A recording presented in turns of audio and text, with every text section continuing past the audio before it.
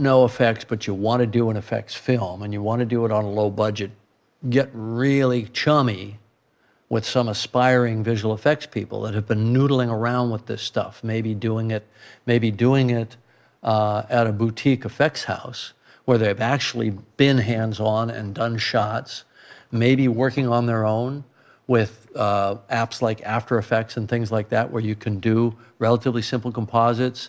Tracking software is readily available now so that you can track images. You can do composite work.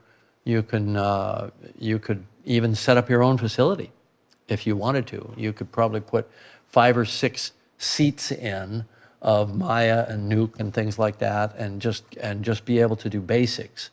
So you've got a network. You've got to have like-minded colleagues. You have to build your little revolutionary army. You don't just spend all your time knocking on doors trying to have lunch with people that are way above you in the food chain. You're wasting your time.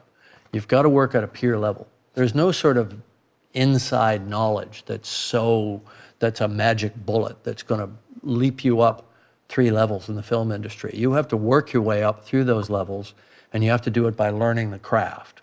So it's a chicken and egg problem. Who's going to give you the budget? Well, probably nobody. So you have to figure out how to do it for basically almost nothing and build the skill set that is scalable. Once you do get a little money, you've already done it. You've already done examples of it. I'd already done, working for someone else, working for Roger Corman on super low budget science fiction films, I'd done examples of all the types of shots that I had in mind for Terminator. So I was taking what I knew, I was meticulously planning how it was going to be done, and what that allowed the effects people to do was to budget very close to the bone. Because normally visual effects budgets, they have to pad them up because they don't know what the director really wants. And that lack of precision translates to additional costs, like a lot. They'll put in a big fudge factor. It might be 30%, it might be 40%, because they don't know. But here, they could literally budget almost to the dollar how much it was going to cost them to do these shots, because I had been so precise in my previs. And that's what allowed us to do the film for basically $4 million below the line.